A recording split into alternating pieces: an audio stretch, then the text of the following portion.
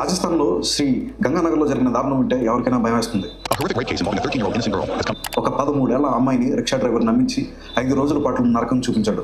ఇలాంటిది మరెక్కడా జరగకూడదు అని అంటే మనం కేవలం వాళ్ళ మీద కోపడడం కాదు, అప్రమత్తంగా కూడా ఉండాలి. మన పిల్లల భద్రత కోసం కొన్ని ముఖ్యమైన చిట్కాలను పాటించాలి. ఫస్ట్ది, ఫోన్ నెంబర్లు సేవ్ చేయాలి. పిల్లలకు ఎమర్జెన్సీ నెంబర్లైనా 1098 అది చైల్డ్ అయినా, లేదా 100 ఆర్ 112 పోలీసులు సంబంధించిన నంబర్లు కాబట్టి అవి గుర్తుండేలా చేయాలి. వారి ఫోన్లలో లేదా బ్యాగ్లో ఈ నంబర్లు రాసి ఉంచడం చాలా అవసరం. రెండవది, అపరిచితులతో జాగ్రత్త. ఎవరైనా సరే ఆటో లేదా క్యాబ్ డ్రైవర్ రూట్ మారుస్తున్నా లేదా ఏదైనా వంకతో వేరే చోటుకు తీసుకెళ్తున్నా వెంటనే వ్యతిరేకించాలని పిల్లలకు నేర్పించాలి. మూడవది, లైవ్ లొకేషన్. మీ పిల్లలు ఎక్కడికి వెళ్ళినా వారి ఫోన్ ద్వారా లైవ్ లొకేషన్ షేర్ చేసేలా అలవాటు చేయండి, అది చాలా సేఫ్. నాలుగవది, నమ్మకం.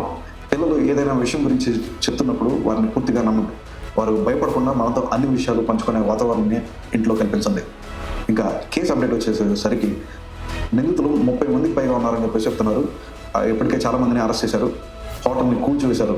చట్టం తన పని తను చేస్తుంది, కానీ మనం కూడా బాధ్యతగా ఉండాలి. పిల్లల భద్రత మనందరి బాధ్యత. ఈ పోస్ట్ మీ ఫ్రెండ్స్ అండ్ ఫ్యామిలీకి షేర్ చేయండి. ఒక్క షేర్ వల్ల మరో కుటుంబం అప్రమత్తం అవుతుంది. నేను మీ కేంద్ర డెస్టినీ కమ్యూనికేషన్స్.